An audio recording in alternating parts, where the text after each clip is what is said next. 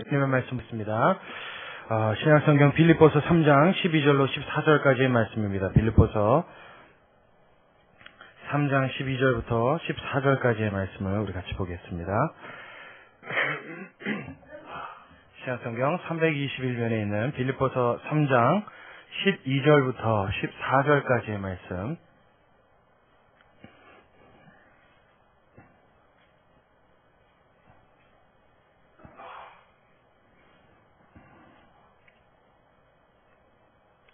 다 찾으셨으면 우리 한 절씩 교독하겠습니다. 12절 제가 먼저 읽겠습니다.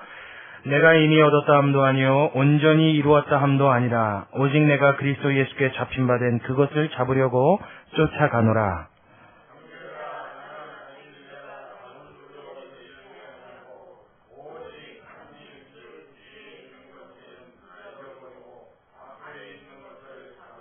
함께 읽습니다.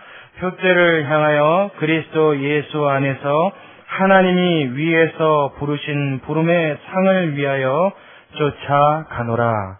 아멘. 할렐루야. 할렐루야. 자, 오늘 이 본문의 말씀으로 우리가 이미 은혜를 받는 줄로 믿습니다. 오늘 말씀은 언뜻 읽기에도 저와 여러분이 그렇게 어려운 말씀이 아닙니다. 바울이 오늘 빌립보서 3장 12절로 14절을 통해서 나는 어떠한 삶의 목표를 가지고 있다. 그리고 그 목표는 아직 이루어지지 않았다. 내가 그 목표를 이루려 하면은 내 생명이 다하는 그날까지 그 마지막 목적지를 향하여 나는 있는 힘을 다하여 다름질할 것이다. 나는 그 표대를 향하여 하나님 앞에 향하고 있노라. 고백하는 고백입니다. 할렐루야. 자, 바울이 말이죠. 빌립보 감옥에 갇혀서 오늘 빌립보서를 쓰고 있습니다. 여러분들 잘 알다시피 빌립보서 이제 무슨 서신이요? 그렇죠. 이제 금방 나오죠. 빌립보서는 옥중서신이에요. 옥에 갇혀서 그의 여생을 다 보내고 난 이후에 이제 이 빌립보 감옥에서 자기가 앞으로 어떠한 죽음을 맞이할 것이라는 그 징조까지도 이미 하나님이 알려주셔서 이제 자기의 때가 얼마 남지 않은 그 시점임을 바울도 잘 알고 있었습니다. 인생의 여정을 다 보내고 이제 얼마 안 있으면 내가 곧 떠나겠구나. 내가 이제 곧 이곳에서 얼마 더 있지 못하겠구나를 느끼는 이 시점에 사람이 만일 자기 인생을 되돌아보며 나의 인생을 논한다, 이야기한다 한다면 우리는 참 여러 가지 말들을 많이 할 것입니다. 구약 성경에도 나와 있는 대로 야곱이 바로 앞에 있을 때 뭐라고 대답했다고요? 내 나그네 인생, 내 조상들에 비하여 비록 짧은 인생을 살았으나 실로 험난한 인생을 살았나이다. 아마 사람마다 이쯤의 대답은 누구든지 할 수 있지 않을까 싶습니다. 저마다 사는 내용도 틀리고 사는 형편도 틀리고 모습도 틀리고 배경도 틀리고 문화도 달랐지만 자신의 인생을 놓고 되돌아보기에 내가 하나님 앞에서든 내 자신을 놓고 내가 가만히 나 스스로를 생각할 때에든 참 숨가쁘게 힘겹게 살아왔다라고 말하지 않을 사람은 아마도 없으리라고 생각합니다. 바울도 만일 자신의 인생이 이제 황혼길에 접어들었고 이제 곧 얼마 머지않아서 내 인생을 마감해야 된 것을 알고 있었다면, 만약 그가 그것을 알고 한 고백이라고 한다면 오늘 빌립보서 3장 12절로 14절의 고백은 어떻게 고백되어야 자연스러운 일입니까? 내가 비록 달려갈 길을 다 마치진 못하였으나, 내가 비록 무엇을 이루었거나 무엇을 잡았거나 하지는 못하였으나 나 나름대로 최선을 다하였으니 내가 이제 몸 밖에서 주를 배우리라. 이쯤 고백을 해야 바울에게 좀 어울린 고백이 아닌가 생각합니다. 왜냐하면 그도 그럴 것이 바울이라고 하는 사람은 그가 과거에 심히 교회를 핍박했던 사람입니다. 아주 이루 말할 수 없이 교회를 핍박했지요. 오죽했으면 그의 마음에 예수님을 너무너무 싫어해서 예수 믿는 자들만 보면 잡아서 옥에 가두거나 아니 잡아 죽이거나 어떻게 해서 요절을 내야 그 마음이 시원했던 사람입니다. 그래서 결국 예수님을 만났을 때 다메섹 두성에서 그 빛 가운데 나타나신 예수님을 만날 때에도 뭐 하러 가는 중이었습니까? 교회를 핍박하러 가는 중이었습니다. 예수 믿는 자들이 있다는 소식을 듣고 그곳에 핍박을 주기 위해서 말을 타고 열심히 달리는 중에 그만 그 길 도중에 예수님을 만났어요. 태양보다도 밝은 빛이신 예수님이 그 앞에 나타나서 사울아 어째 내가 나를 핍박하느냐. 그 음성을 듣고 눈이 멀어버린 이 바울은 그 이후에 그의 일생이 변화되었습니다. 내가 여지껏 핍박하고 괴롭히고 못 살고 그랬던 그 예수 믿는 사람들이란 그 예수 믿는 그 예수 믿는 족속들, 그 사람들이 믿는다는 그 예수라는 분이 과연 정말 하나님의 아들이었구나를 깨달은 다음에는 그의 마음속에 온통 하나님 앞에, 예수님 앞에 그 마음을 빼앗겨버리고 말았습니다. 이전에는 핍박자요 포행자로 살았으나 이제는 그 핍박하고 포행하던 예수님을 옹호할 뿐 아니라 자신의 생명을 다하여 그 예수님처럼 살기 위해서, 그 예수님이 이루시고자 하는 뜻을 이 땅에 이루어드리고 싶어서 어떻게든지 내 생명이 다하는 그날까지 나로 하여금 예수님이 마음 기쁘시고 행복한 그 주님이 되기를 간절히 바라는 열망에 그 일평생을 보냈다 해도 과언이 아닙니다. 여러분 인정하시면 아멘 하시기 바랍니다. 뿐만 아닙니다. 바울의 인생은 어떻습니까? 그거는 비록 한 사람이었지만 그가 젊은 시절에 전도 3차 여행을 다니면서 3차까지 전도 여행을 다니면서 온 마게도냐와 그 소아시아 전 지역을 복음으로 물들이면서 그가 역사적으로 영향을 끼쳤던 그 영향력이라는 것은 일반 역사학자들도 부정할 수 없는 아주 지대한 영향력입니다. 그러니까 이 땅에 지구상의 역사라는 것이 사라지지 않는 한 절대로 부인되거나 사장되지 않을 존재로 이미 바울은 자리매김을 한 사람입니다. 그렇죠? 대단한 영향력을 미친 사람이에요.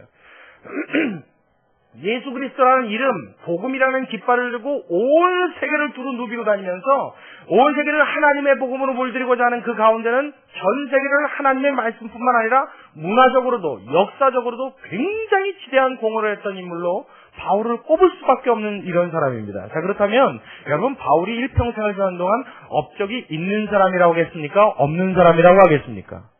있는 사람이요. 있다마다요. 그의 업적은 가히 현대의 그 누구와도 견줄 수도 없는 그런 아주 지대한 영향력입니다. 대단한 사람입니다. 그 사람이 만약에 사심을 품고 어떤 종가를 이루어서 자신의 이름을 날리고자 입신양명을 원했다고 한다면 아마 역사가 이어지는 한 대대로 그 이름은 아마 위인들 사이에서 빠지지 않는 이름으로 그 족적을 남겨도 충분할 만큼 큰 업적을 남긴 인물임에 틀림한 줄로 믿습니다. 아주 틀림이 없는 사람입니다. 그럼에도 불구하고 오늘 바울은 뭐라고 이야기를 하고 있습니까? 우리 12절 한번 다시 보겠습니다. 12절이요. 12절 말씀 같이 봅니다. 시작.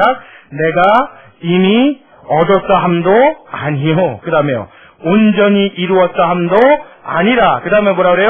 오직 내가 그리스도 예수께 잡힌 바 된 그것을 잡으려고 쫓아가노라. 바울은 다메섹에서 예수님을 만난 이후에 그의 마음이 예수님 앞에 그냥 사로잡혀 버렸습니다. 예수님 앞에 사로잡힌 것이 있는데 그 사로잡힌 것이 무엇이냐? 자기가 일평생에 그 사로잡힌 것을 위해서 다림질하고 열심히 노력하고 나의 모든 최선을 다했으나 그 잡으려 했던 예수님 앞에 붙잡힘되어 나도 그것을 붙잡겠다고 노력했던 것을 일평생을 다 공을 들여 노력하고 애를 썼으나 이미 잡을 수도 없었던 것이요. 그리고요 이미 얻을 수도 없는 것이요. 내 평생을 다 바쳤으나 아직도 그 갈 길이 멀어서 나는 그것을 온전히 하나님 앞에 이루었다고 말할 수 없는 그것이다. 일평생 하나님 앞에 나는 한 게 아무것도 없다 이 소리입니다. 여러분 이렇게 이처럼 위대한 업적을 남기고 역사의 발자취를 그렇게 크게 남긴 사람이 일평생을 살고 그 황혼역기에 이르러서 내가 하나님 앞에서 나는 아직 이룬 게 아무것도 없어라고 말한다면 여러분 우리 인생은 뭐가 되는 겁니까? 저와 여러분의 인생을 이 말씀에 비추어본다면 참 졸작이기 그지없는 인생이라고 얘기해도 과언이 아니라고 믿습니다. 이 땅에 지금 현재 아무리 위대하고 아무리 유명한 어떤 목사님을 어떤 위인을 갖다 해도 아마 바울이 말한 이 빌립보서 3장 12절 이하의 이 말씀을 들이대놓고 그의 인생을 비춰본다고 한다면 그 앞에 부끄럽고 정말 낯이 서지 않는 것은 누구를 막론하고 예외가 아닐 줄로 믿습니다. 여러분 시인하십니까? 시인하십니까? 그래도 우리는 우리의 인생에 무엇이요? 조금 무언가 이루어졌다 하면 벌써 자신감에, 좋게 표현해서 자신감이죠. 자만심에, 높아지는 자고하는 마음에 내 마음이 가득해지는 것을 봅니다. 그래서 성경은 우리한테 경고하는 것 같습니다. 선줄로 생각하는 자마다 넘어질까 조심하라. 우리 인생의 하나님 앞에 우리의 일평생, 우리의 생명이 끝나는 날까지는 어떠한 것도 하나님 앞에 자신 있게 되었다, 이루었다, 완성했다고 말할 수 있는 것이 그 아무것도 없는 줄로 믿습니다. 심지어는 우리의 구세주이신 예수님도 그 인생에 있어서 하나님 앞에 내가 모든 것을 다 이루었다고 말한 그 순간이 언제입니까? 돌아가실 순간이에요. 예수님도 십자가 위에서 가상치료를 남기실 때 그 중간에 뭐라고 하셨어요? 내가 다 이루었다. 그리고 하나님 앞에 크게 소리질러 아버지여 내 영혼을 부탁하나이다 하시고 그가 운명하셨어요. 그 인생 막바지에 가서 예수님은 두 팔을 벌리시고 십자가 위에서 하늘을 우러러보라고요. 내가 다 이루었다. 예수님조차도 그 생명이 다하는 그 순간, 그 생명이 저무는 그 순간에야 내가 다 이루었다 이야기했어요. 그렇다면 그 예수님을 믿는 우리의 인생이 하나님 앞에서 이 땅에 7, 80년 아니 100년을 산들 하나님 앞에 무엇을 이룰 수 있느냐 말이에요. 무엇을 잘할 것이 있느냐 말이에요. 하나님 앞에 내놓을 것이 무엇이 있겠습니까? 여러분 분명히 기억하십시오. 하나님 앞에서 사는 인생이라 한다면 일평생 하나님 앞에 부끄러운 것 위에는 내놓을 것이 없는 인생으로 나 자신을 생각해야 하나님 앞에 말씀 가운데 사는 사람이라고 말할 수 있는 줄로 믿으시기 바랍니다. 하나님 앞에 내세울 게 없어요. 하나님 앞엔 내놓을 게 없어요. 하나님 앞엔 자랑할 게 없어요. 하나님 앞엔 자부심을 가질 만한 것도 없어요. 하나님 앞엔 들이대놓고 자랑할 건덕지가 없다고요. 그 어떤 것들도 하나님 앞에 나요라고 말할 수 있는 것이 없어요. 그럼에도 하나님이 저와 여러분을 사랑하시고 은혜 베푸시기 원한다면 그저 하나님 앞에 나올 때는 겸손히 머리 숙여 주신 은혜에 감사할 수 있는 마음 갖는 것이 저와 여러분의 가장 우선되는 자세여야 될 줄로 믿습니다. 이 자세를 갖는 저와 여러분 되시길 주님의 이름으로 축원합니다. 오늘 이 말씀에서 우리가 첫 번째로 이걸 배워야 합니다. 그런데도 교회 안에서 신앙생활을 좀 하신 분들이나 은혜를 좀 받았다 하는 사람들을 보면요, 자고하기가 이를 데가 없어요. 특히 은사를 좀 경험했다. 제가 얼마 전에 우리 학생들 수련회 다녀왔잖아요. 그렇죠? 학생들이 가기 전에 저한테 했던 말이 있어요. 저 목사님 이번에 가서는 방언 받고 싶어요. 그리고 우리 선생님도 그렇게 얘기했던 선생님들이 있고, 은혜 체험하고 싶어서 막 마음을 이야기하는 것을 들었습니다. 제가 그 얘기를 듣고도 사실은 이번에 집회 갔을 때 하나님 이들에게 방언과 은사를 주옵소서 하는 기도는 한마디도 하지 않았어요. 왜냐하면 아직 순서가 아니에요. 하나님 앞에 겸손하게 비워서 낮아지는 법을 배우지 못한 자에게 하나님이 부어주시면 어떻게 되는지 아십니까? 자기가 전부 다 된 줄 압니다. 아주 하늘 높은 줄 모르고요. 아주 이만저만 하늘을 아주 치솟아 올라가는 게 아주 가관이 아닙니다. 대단해집니다. 그래서 제가 이번엔 뭐라고 기도했냐면 하나님 가 있는 동안 이들에게 하나님의 은혜를 알게 하여 주옵소서. 저는 하나님이 그 기도를 응답하신 줄로 믿습니다. 그래서 우리 민기가 인터넷에다 글을 올렸어요. 우리 준호랑 둘이 번갈아 가면서 요즘에 글을 올리는데 아주 글을 볼 때마다 얼마나 이쁜지 몰라요. 뭐라고 써놨냐면 다 보셨죠? 못 보신 분들을 위해서 말씀드릴게요. 이번 한 주 동안 가요는 한 번도 듣지 않고 복음성가만 들었어요. 할렐루야! 제가 왜 웃는지 아십니까? 제가 중학교 3학년 때 그 은혜를 체험했어요. 중학교 3학년 때요, 평생의 소원이 여러분 아십니까? 삼성전자에서 나온 마이마이라는 카세트가 있어요. 이렇게 휴대용 카세트요. 그거 이어폰 딱 끼고 걸어가면요, 얼마나 부티나 보이는지 몰라요. 그때 당시는 부의 상징이었어요. 학생들이 마이마이 탁 뒤에 이어폰, 마이마이가 뭐냐면 카세트, 이렇게, 소형 카세트요. 그 옆구리에 하나 딱 차고요. 그때는요, 또 옆에 보이게 이렇게 딱 찹니다. 삐삐 마냥. 그 옆에 딱 차고, 이어폰 하나 딱 꽂고 이러고 걸어다니면요, 천하가 다 될 것 같아요. 그걸 그렇게 갖고 싶었는데, 제가 그때 그걸 어떻게 하나 얻었습니다. 생일 선물을 받고, 얼마야, 아주, 그 안에 테이블 넣고 듣는 건데, 아주 테이프가 늘어지게 들었어요. 그때 들었던 내용들이 전부 다 가요 아니면 팝송이죠. 테이프가 늘어지면요, 나중에 가요가, 이러고 나와요. 뭔 노래인지도 모릅니다. 그런데도 좋다고, 왜냐면 폼 잡아야 되니까. 이거 꼽은 거 자체가 은혜거든요. 그러고 돌아다녔단 말이에요. 그러다가 어느 날 은혜를 딱 받았는데요, 그 가요 소리가 싫어지기 시작해요. 어느 날 은혜를 받았는데요, 제 마음에, 남녀 사랑 타령하고 말이야, 너 없이는 못 살아, 네가 떠난 그 후에 나는 어쩌고 그랬는데, 그래서 어쩌라고. 그게 싫은 거예요. 그리고 제가 처음으로 복음성가를 들으면서, 이 찬양을 들으면서 눈물을 흘렸던 찬양이, 나는 소리요라는 찬양입니다. 제가 어떻게 부르는지 제가 조금만 들려드릴게요. 나는 소리요 빈들에서 외치는 소리요 주의 길을 예비하라고 외치는 소리요 나는 소리요 빈들에서 외치는 소리요 그의 길을 예비하라고 외치는 소리요 나는 물로 세례를 주나 그는 성령으로 나는 물로 세례를 주나 그는 불로 주리. 할렐루야. 그 세례 요한의 찬양이죠. 사실 뒤에가 더 좋은데 시간 관계상 나중에 특송 때 한번 하겠습니다. 그 찬양을 듣는데 말이에요. 깜짝 놀랄 일이 일어났어요. 지금은 뭐 아무렇지도 않은 일입니다만은 그때는요. 그 찬양을 듣는데 왜 눈물이 나요? 아니 세례 요한이 나는 소리를 했는데 그게 왜 나한테 눈물이 납니까? 저는 그때 제가 목사 될 거라고 까맣게 몰랐기 때문에 아마 하나님의 성령이 제 안에서 그걸 아시고 저 대신 먼저 감동을 제 마음에 주셨기에 제가 눈물을 흘린 줄로 믿습니다. 이유도 없이 눈물이 나는 거예요. 식구들 다 있는데 쪽팔리게. 제가 그땐 그렇게 생각했단 말이에요. 쪽팔려. 제가 속으로 그랬어요. 그래서 어떻게 했냐면 입으로 눈까지 이렇게 덮어쓰고 얼른 눈물을 막 빌렸어요. 근데 이 눈물이 멈추질 않는 거예요. 얼마나 눈물이 나는지. 그 다음서부터는요. 하나님을 찬양하는 노래 외에는 제 마음이 싫어지기 시작하더라고요. 근데 기가 막힌 일이 우리 교회 학생들한테 일어났어요. 저는 동일한 하나님의 역사인 줄로 믿습니다. 저는 알아요. 하나님이 그들을 어떻게 손댈 줄 압니다. 이제 다음번에 수련회를 가면 그 학생들이 하나님의 군사로 변형되어서 올 줄로 믿습니다. 그들과 함께 간 선생들은 말할 것도 없는 줄로 믿습니다.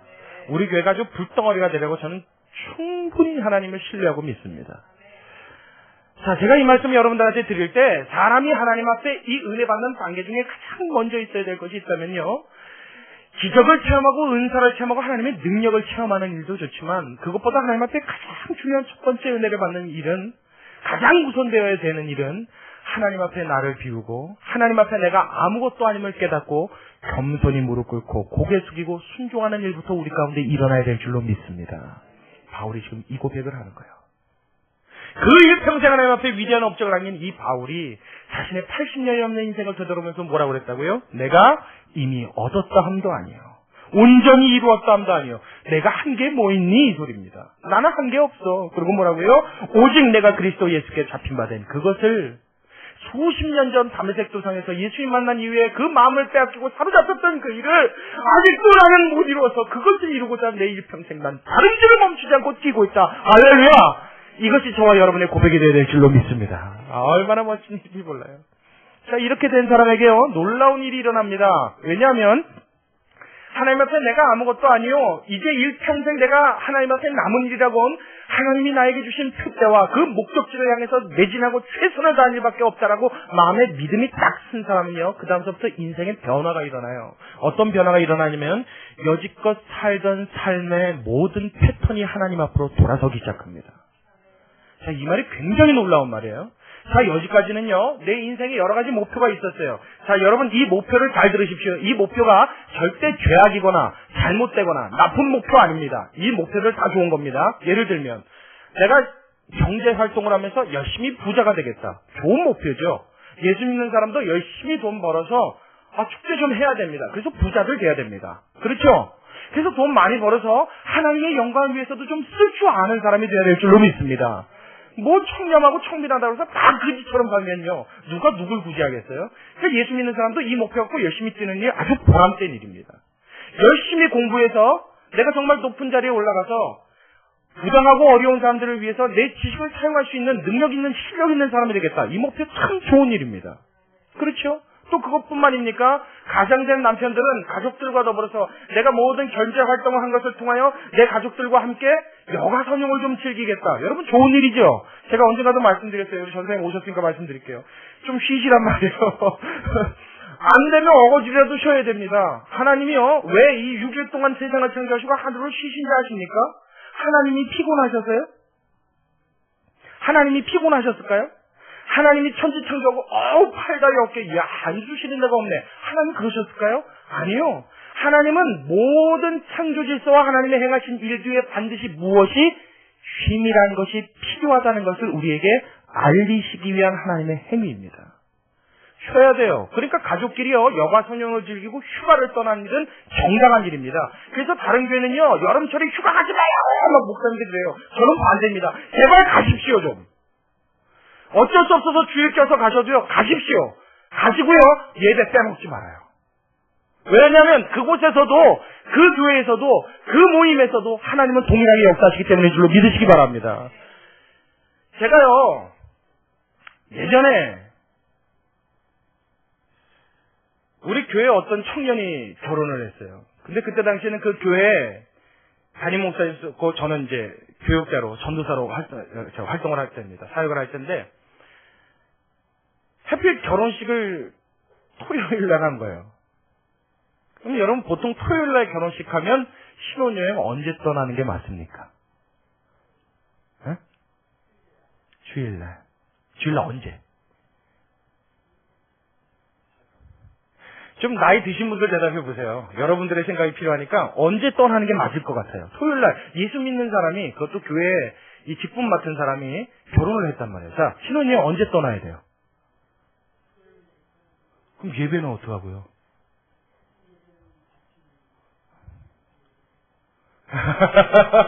제가 앞에 이렇게 얘기해놓고 나니까 이 대답하는데 보통 교회는요, 토요일날 예배 드리면 어딜 감히? 신혼여행 언제 떠나요? 주일날 그것도 저녁 예배 끝나고 밤 늦은 비행기로. 아니면 월요일날 아침에. 네, 그렇게 저도 그렇게 배웠어요. 그때까지 그런 줄 알았어요. 그래서 그 청년이요, 신혼여행 끝나고 민기적거렸어요. 그랬더니 목사님이 이렇게 쳐다보시더니, 어이 자네 빨리 안 가고 뭐해? 그런 거예요. 어딜 갑니까? 아니 신혼여행 안 가고 뭐해? 그런 거예요. 그 청년이 믿음이 더 좋았어요. 목사님 무슨 말입니까? 예배 드리고 가야죠. 그랬더니 이 사람아, 하나님은 우리 교회만 계시나? 그러시는 거예요. 가게, 신혼여행 가게 빨리 출발하게. 아, 목사님 제가 안 가는 이유가 있습니다. 목사님 설득하기 시작했어요. 목사님 왜 안 가는데? 그랬더니 제가 가는 나라는 불교 국가라 교회가 없습니다. 갔다가는 예배고 뭐고 아무것도 못 드립니다. 이 사람 믿음 없기는. 그래서 하는 얘기가 뭐냐면, 내가 두 사람이 있을 이상이 내 이름으로 모인 것에 내가 너희와 함께 있느니라. 할렐루야. 그 말 믿어 안 믿어? 그러시는 거예요. 믿습니다. 당신이 그럼 집례자가 되어서 아침 예배 인도해. 그뒤 급기야 결국은 토요일날 스케줄을 땡겨서 여행사에 전화해서 토요일날 출발시켰어요.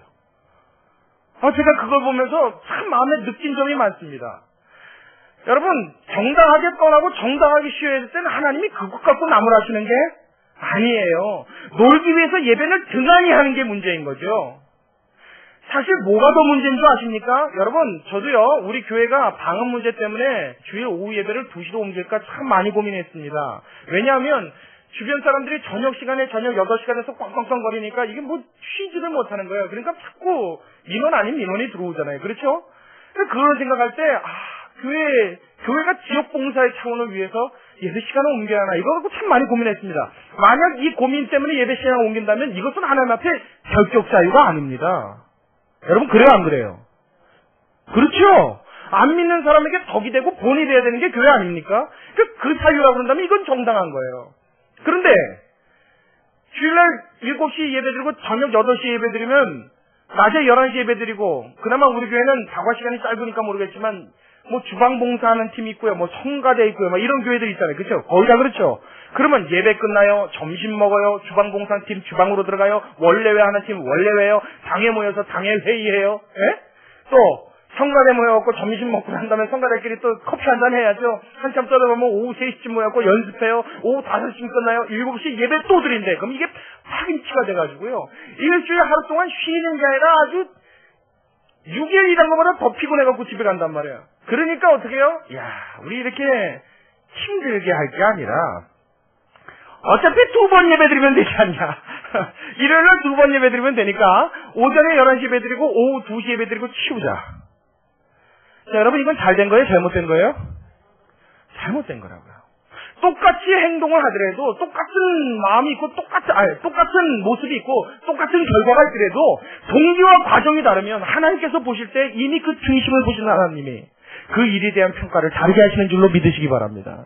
하나님 앞에서 우리가 내놓을 수 있고 보일 수 있는 것은 무엇인가 거창하고 대단하고 잘났고 무언가 행위를 하고 이루어서 보여드리는 것이 아니라 저와 여러분의 중심에 담겨있는 우리의 겸손함과 낮아진 마음을 통하여 하나님 앞에 머리 숙일 수 있고 우리의 온 전심을 드릴 수 있는 이것, 하나님이 가장 귀하게 보시는 줄로 믿으시기 바랍니다. 이 일이 돼야 돼요.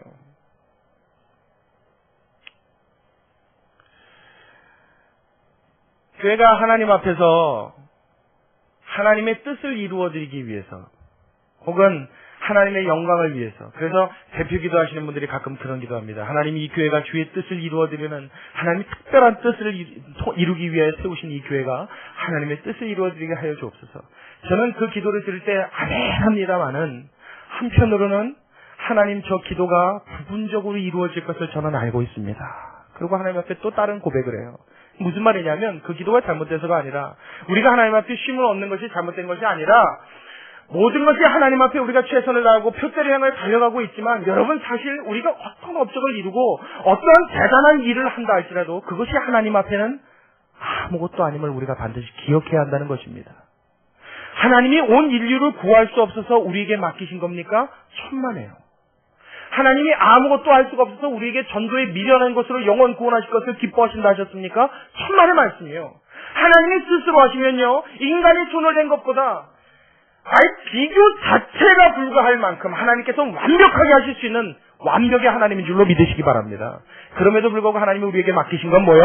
우리에게 잘나서 우리의 능력이 뛰어나서가 아니라 우리가 하나님 앞에 아무것도 아님을 시인하고 순종하고 겸손한 마음으로 낮아지고 하나님 앞에 하나님을 위하여 일평생을 바치는 그 모습을 기뻐하시기에 하나님은 그 일을 시키신 줄로 믿으시기 바랍니다. 무슨 말씀인지 여러분 이해가 가십니까? 하나님 앞에서 쉼을 얻는 것도 여러분 우리가 누릴 수 있는 좋은 목표입니다. 우리가 세울 수 있는 좋은 목표입니다. 그러나 정말로 은혜를 깨닫고 하나님 앞에 내 일평생을 돌아볼 줄 아는 자라고 한다면 그런 축제를 하고 부자가 되고 여가선용을 즐기고 어떤 문화생활을 하고 내가 무언가 대가를 이루고 하는 이런 꿈, 이러한 일평생을 위한 내 일평생 한 80년 100년을 위한 이 평생의 꿈 이외에 이것이 대단한 것이 아닌, 이것이 나의 전부가 아닌 이것을 살짝 뒤로 돌려놓은 이후에 내 일평생의 가장 중요한 목표와 표대를 향해 뛸 수 있는 자들이 되어야 하나님 앞에 합당한 자가 되는 줄로 여러분 믿으시기 바랍니다. 이게 진짜 신앙인이죠.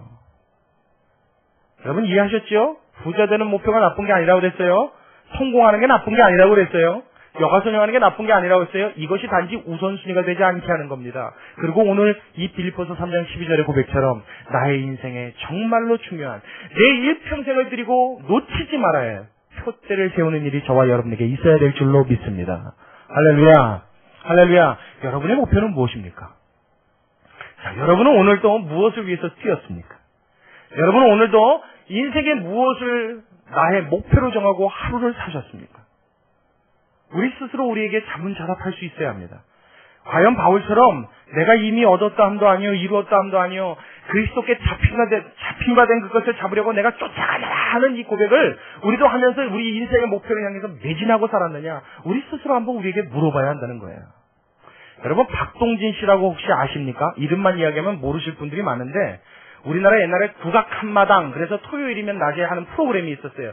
거기에 삭가 쓰고 나오시는 이게 노인네 한 분 계십니다. 아주 명창 중에 명창이고 판소리에 인간 무형문화재로 지정되신 분이에요. 지금은 이미 고인이 되셨는데 2003년도에 별세를 하셨습니다. 그래서 지금은 이 땅에 안 계시는데 그 박동진 씨가 살아계실 때 TV에서 다큐멘터리 프로그램에서 그분을 다룬 적이 있습니다. 그래서 기자가 그 일생을 쭉 프로필을 하면서 인터뷰를 한 적이 있어요. 그런데 이분이 뭐라고 그러냐면 자기 일평생을 이야기하는데 자기 평생을 대변할 수 있는 표현을 뭐라고 말씀하시냐면 나는 평생 동안 단 하루도 쉬지 않고 단 하루도 빼지 않고 소리 연습을 했습니다. 아플 때도 추울 때도 더울 때도 건강할 때도 가리지 않고 젊을 때나 늙을 때나 내가 판소리를 한 이후에 지금까지 단 하루도 빼지 않고 소리 연습을 했습니다. 그리고 이야기한 거예요. 이게 이 기자가 인터뷰를 하다가 너무 기가 막혀서 물어봤습니다. 그 질문이 좀 이상하긴 한데요. 뭐라고 그랬냐면 왜 그렇게 사십니까? 그러고 물어봤어요. 질문이 좀 이상하죠? 왜 그렇게까지 연습하시니까 이랬으면 좋았을 텐데, 왜 그렇게 사십니까? 한 거 보니까 좀 너무 한심해 보였던가, 뭐 그게 이렇게 대단하다고 그렇게까지 하느냐 하는 그런 뉘앙스의 질문이었던 것 같아요. 왜 그렇게까지 하십니까? 왜 그렇게 사십니까? 그러고 물었더니 이 박동진 씨가 뭐라고 대답했냐면 참 기가 막힌 이야기를 했습니다. 나에게 있어서 소리란, 나에게 있어서 이 판소리란, 이 소리 연습을 한다는 것은 내가 살아있어야 한다는 존재 이유를 부각시켜주는 가장 큰 이유가 되기 때문입니다. 다시 한번요. 나에게 있어서 이 소리란 내가 살아있어야 한다는 그 이유를 가장 잘 대변해 주는 것이 나에게 있어서는 소리이기 때문에, 그러니까 다시 말하면 소리 연습을 안 하면 내가 살 이유가 없다는 거죠. 그만큼 이 소리는 나에게 있어서 무엇보다도 절대적인 위치에 있는 것이다. 그러니까 나는 소리 연습을 안 할 수 없다 이 얘기입니다. 대단한 이야기 아닙니까? 정말 대단한 고백입니다. 물론 어떤 경지에 이른 사람이 예술의 어떤 그 승화된 그런 경지에까지 추구하는 사람의 말이니까 그 깊이가 대단하다고 말할 수 있겠지만, 이것은 여러분 일반인들이 말하기에 야, 판소리 하나를 놓고 이렇게 자신의 생명을 걸 수 있을 만큼, 이렇게 인생의 가치를 논할 수 있을 만큼 저렇게 대단한 것이냐, 그것을 생각할 때 그 말은 참 대단한 고백이 아닐 수 없습니다. 그렇죠 여러분? 그렇죠? 자, 그런데 여러분 잘 생각해 보세요. 이 말을 듣고 우리가 좀 충격을 받아야 돼요. 어떤 충격이요? 그 사람에게 있어서 소리 하나도, 그 사람에게 있어서는 이 소리 하나도 내가 살아있어야 되는 존재 가치를 판가름할 정도의 중요한 일이 된다라고 말을 하였는데, 그만큼 내 생명 전체를 두고도 아깝지 않을 만큼 나에게 가장 중요한 건 이 소리가 나에겐 그렇게 중요하다고 말할 수 있는 것이 소리라고, 그 사람이 있어서 소리라고 한다면, 예수 믿는 우리에게 있어서 예수님을 믿고 하나님을 섬기는 이 일이야말로 만일 저와 여러분의 삶 가운데 내가 살아야 될 존재 가치를 느낄 수 있을 정도의 값어치가 없는 일이라고 한다면 과연 우리가 세상을 향해서 내가 예수 믿노라고 말할 수 있겠느냐 말이에요. 무엇을 놓고 하나님 앞에, 사람 앞에 당당하게 내가 예수 믿는 사람이다 말할 수 있겠습니까? 소리 하나도 그와 같은 값어치를 지닌다고 한다면 우리가 믿는 예수 그리스도 그 이름이야말로 우리가 생명을 걸어놓고 내 인생의 목표로 삼아 죽는 그 순간까지 뛰어도 다함이 없는 최선을 다해야 될 우리의 삶의 목표가 되는 줄로 믿으시기 바랍니다. 얼마나 중요한 일이에요. 여러분 그 올림픽 보면 육상 선수들 달리기 하죠. 인간 탄환을 가리는 가장 빠른 인간을 논하는 100m 결승 보시면 어때요? 예전에는 딱 그러면 쫙 그러고 끝났어요. 10초도 안 되는 시간이 끝나잖아요. 근데 요즘에 카메라가 하도 좋아져서요. 이게 초고속 카메라를 찍으니까 달리는 사람들 표정이 기가 막힙니다. 그렇죠? 달리는 사람들이 뛰는데 표정이 어때요?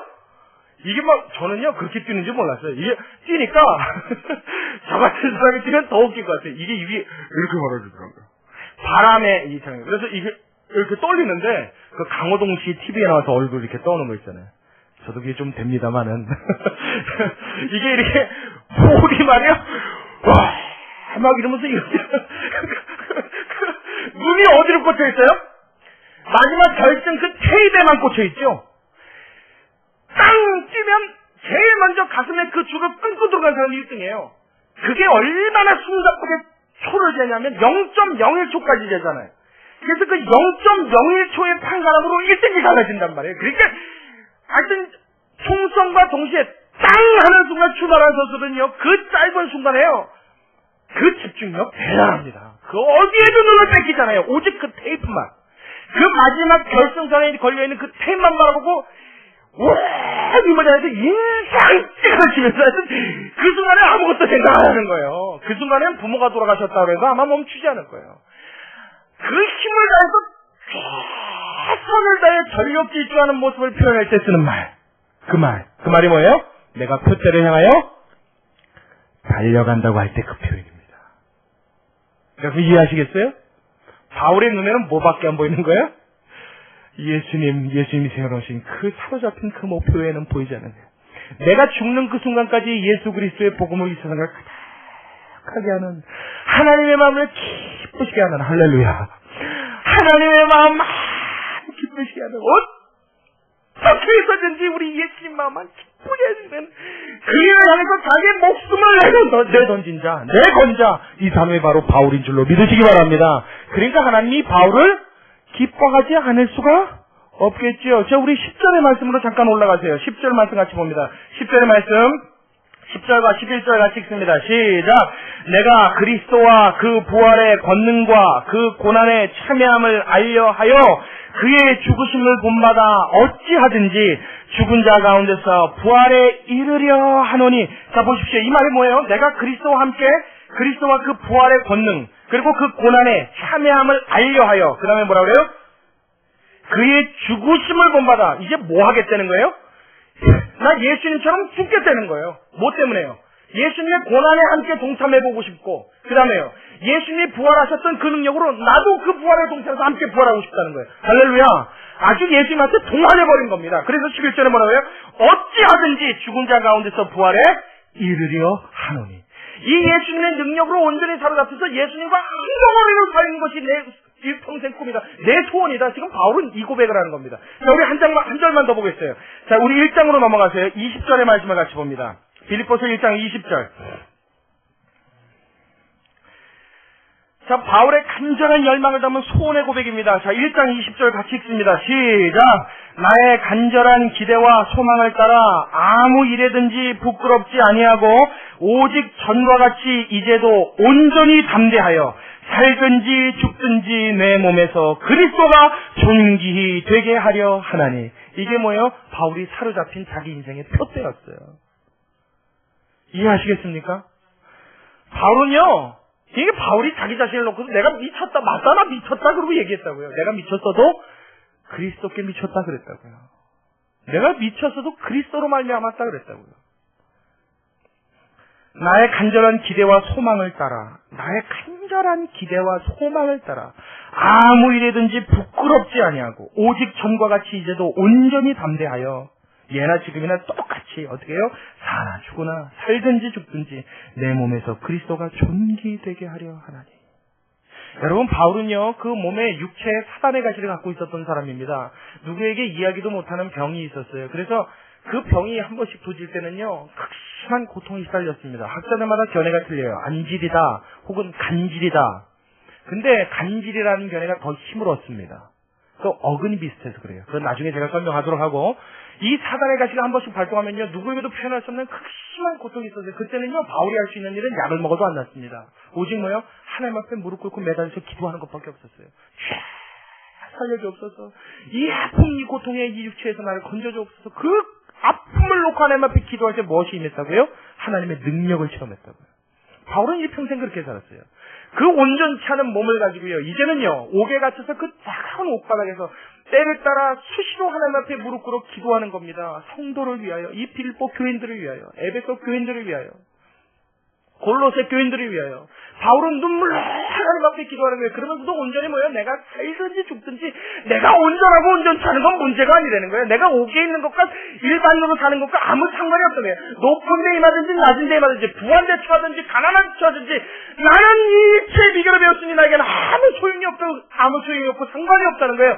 내가 어찌하든지 죽든지 살든지 내 몸에서 오직 그리스도 예수가 존귀되게 하려는 이 목표로 나는 오늘도 살아가고 있다. 바울은 고백합니다. 할렐루야. 그래야 하나님이 그 인생을 받지 않으실래야 않으실 수가 없겠지요. 하나님이 책임지지 않으실래야 않을 수가 없는 줄로 믿으시기 바랍니다. 아주 이 평생 자기의 생명을 하나님께 걸었다고요. 근데 하나님이 그를 외면하시겠어요?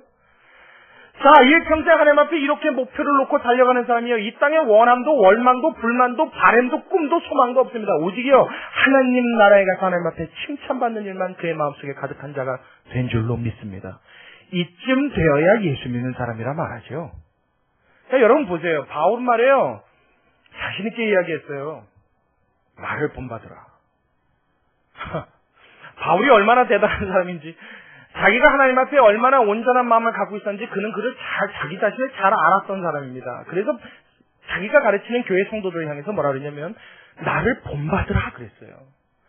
얼마나 그 마음이 하나님 앞에 불붙어 있고 중심이 타오르면 그 말을요, 교만해서 하는 말이 아닙니다. 높아져서 하는 말이 아닙니다. 그 마음이 정말 하나님 앞에 중심이 불타고 있는 거예요. 정말 간절하고 정말 진심인 거예요. 그러니까 성도들한테 뭐라고요? 나를 본받으래요. 내가 하나님 앞에 온전한 것처럼 너희의 마음도 온전하길 원한다고 그는 자신 있게 말하는 겁니다. 우리 모두가 이렇게 될 수 있길 간절히 소원합니다. 할렐루야.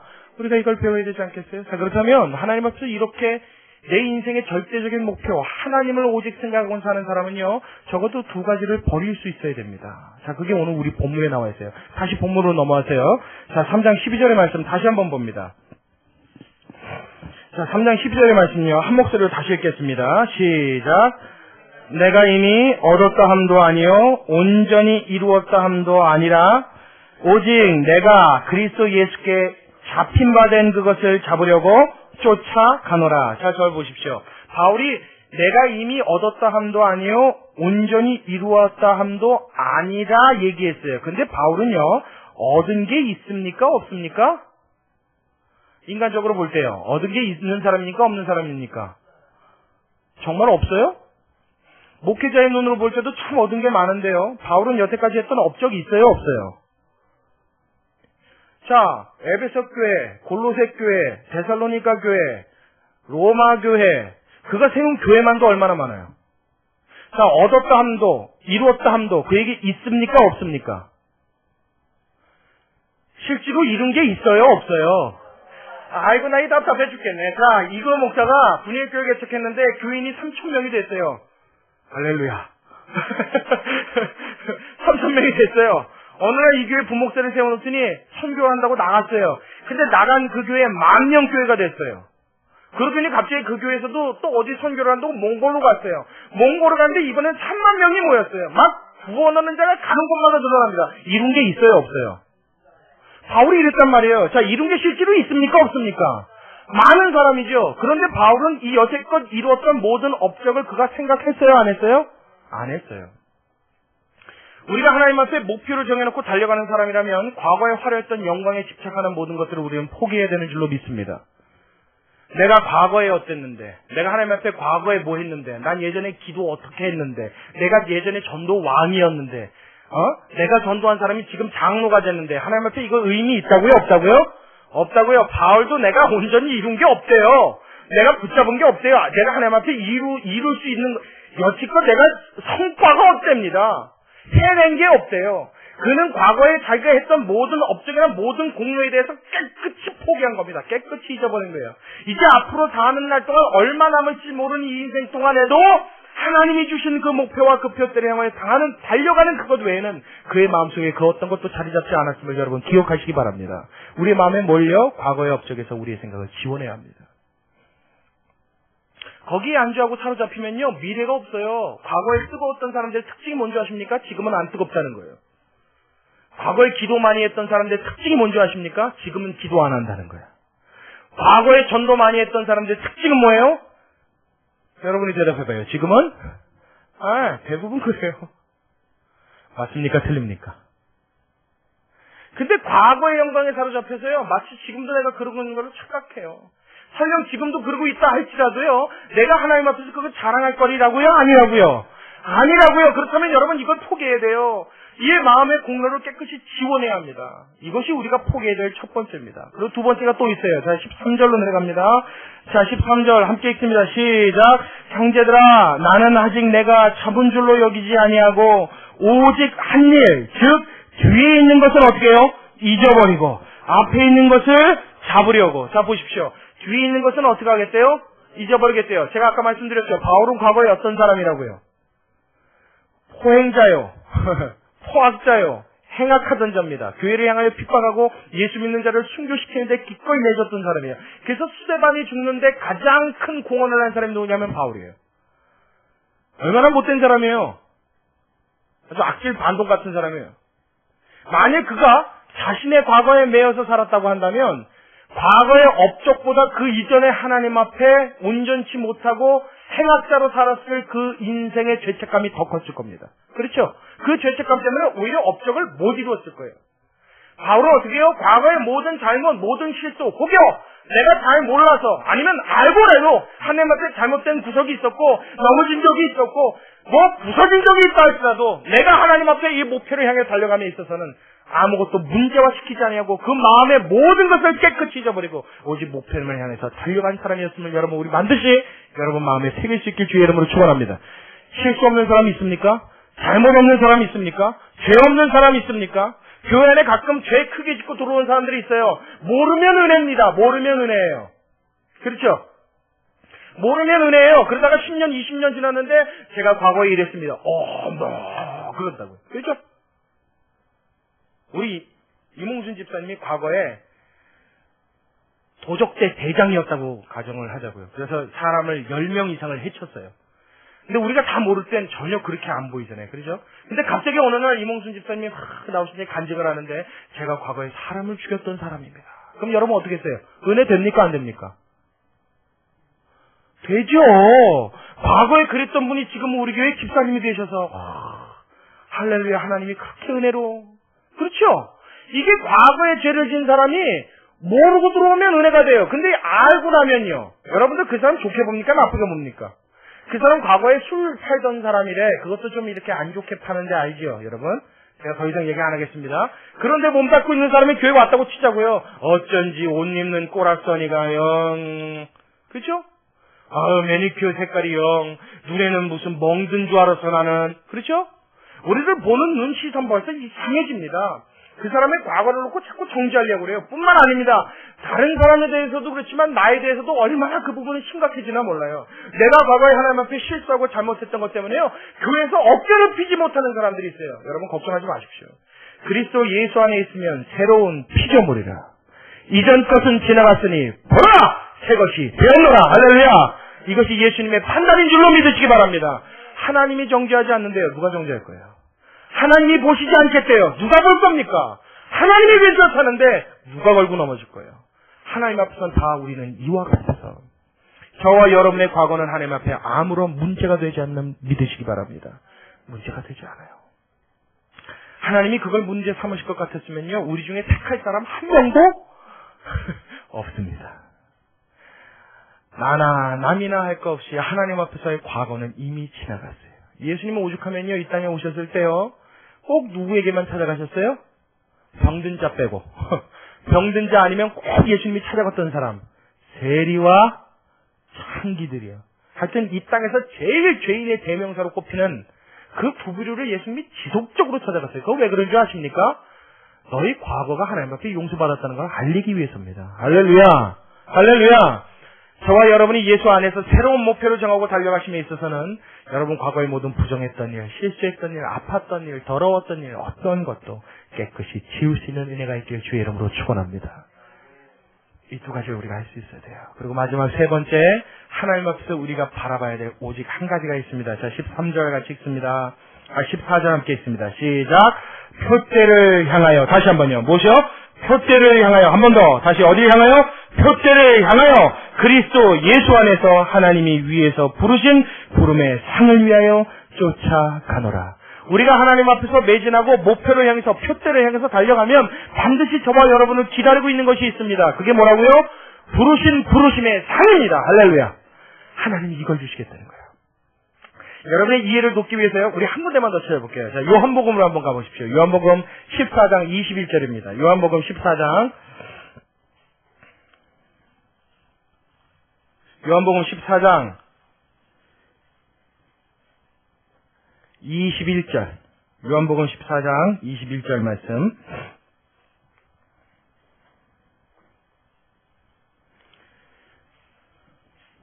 요한복음 14장 21절. 자, 21절 말씀 우리 큰 목소리를 같이 읽습니다. 시작. 나의 계명을 가지고 지키는 자라야 나를 사랑하는 자니 나를 사랑하는 자는 내 아버지께 사랑을 받을 것이요 나도 그를 사랑하여 그에게 나를 나타내리라. 자, 이제 저를 보십시오. 자, 여러분 우리가 하나님 앞에서요 표대를 향해서 열심히 뛰었습니다.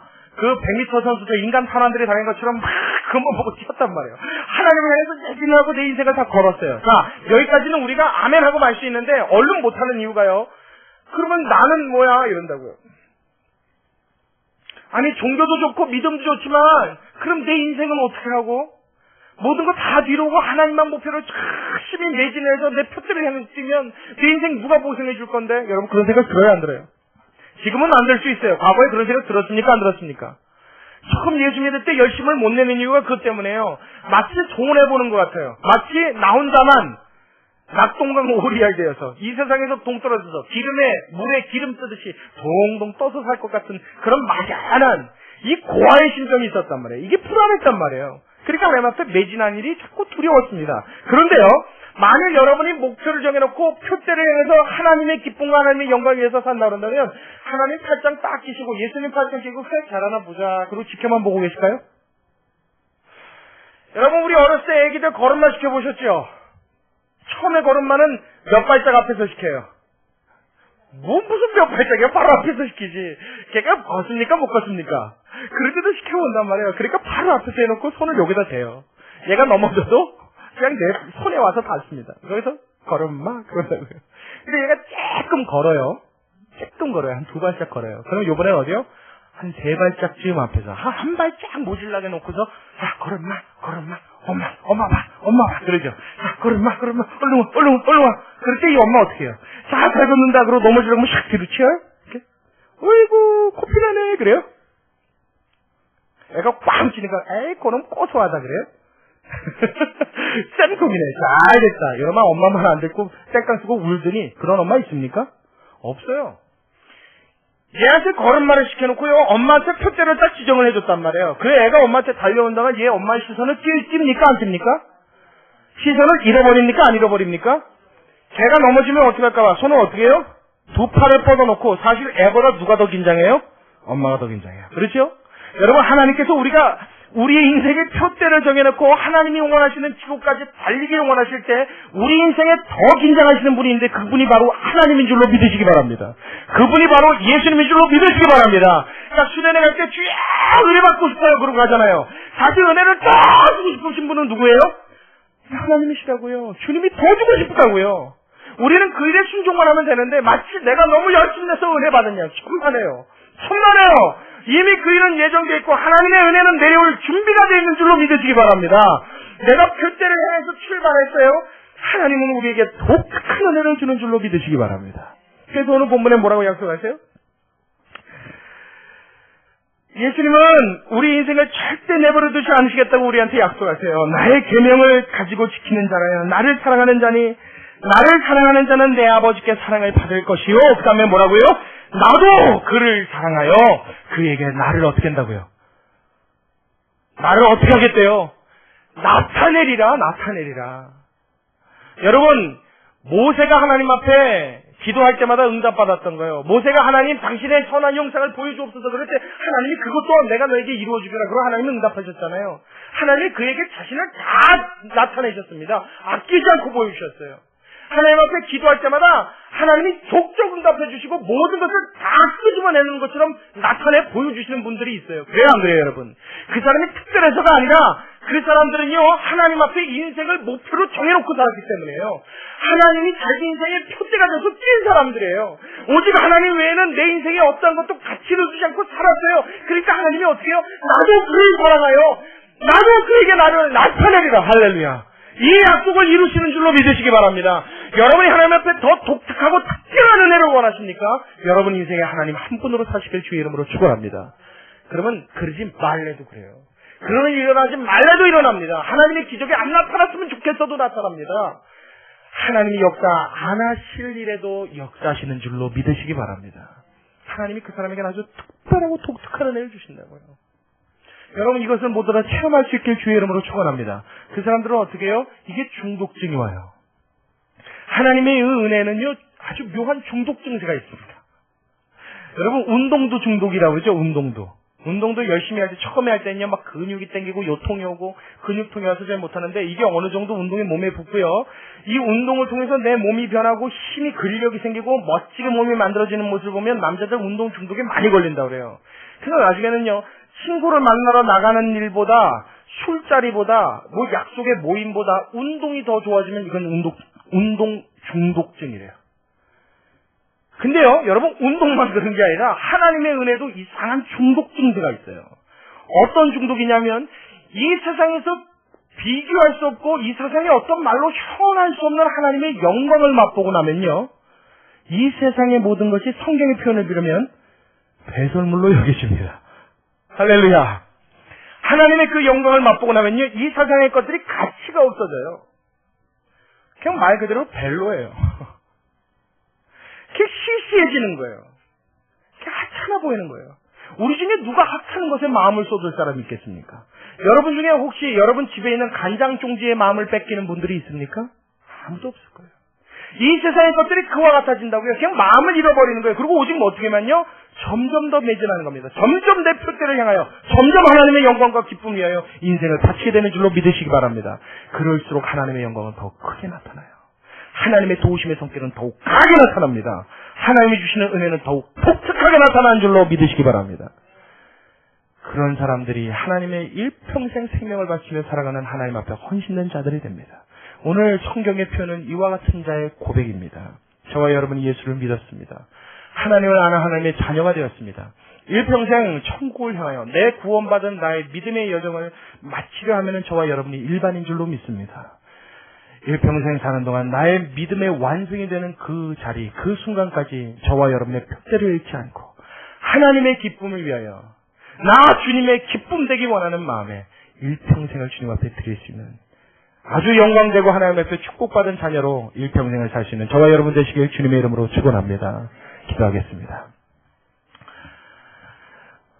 참 좋으신 우리 아버지 하나님, 빌립보서 3장 12절에서 14절은 참으로 우리에게 충격을 안겨주는 말씀입니다.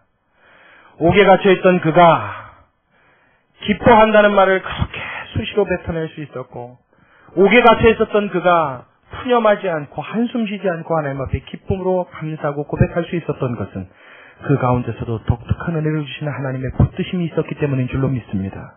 하나님, 우리에게도 주의 그와 같은 은혜가 있게 하여 주옵시고 주님이 주시는 그 은혜를 맛봄으로 나의 마음이 하나님 나라에 온통 빼앗기게 하여 주셔서 일평생 사는 동안 우리 주님과만 동행할 수 있는 축복받은 주의 자녀를 다 되게 도와주시옵소서. 아버지, 우리는 연약합니다. 수시로 우리의 눈동자와 우리의 마음을 흐리는 자들입니다. 조그만 유혹과 조그만 어려움이 와도 하나님을 향한 그 신뢰가 일순간에 무너지는 것을 경험합니다. 주여, 우리의 마음에 주의 축대를 쌓아 주시옵시고 우리의 마음속에 하나님, 큰 하나님의 강한 성을 세워주사 믿음으로 흔들리지 않는 견고함이 있게 하여 주옵시고 하나님이 붙드시고 지키시는 하나님의 파수로 인하여 어떠한 것에도 우리의 마음과 우리의 시선을 빼앗기지 않고 무너지지 아니하도록 주의 강한 손으로 붙들어 주셔서 일평생 표대를 향하여 매진할 수 있고 달려갈 수 있는 우리의 인생길이 되게 도와주시옵소서. 그 가운데 예배하신 모든 주의 축복을 경험하게 하여 주옵시고 하나님의 놀라운 신기와 기적을 체험하며 맛보며 살아갈 수 있는 우리가 되게 도와주시옵소서. 주님께 감사를 드리며 예수님의 이름으로 기도드리옵나이다. 아멘. 우리 455장 함께 찬양드립니다. 찬송가 455장입니다.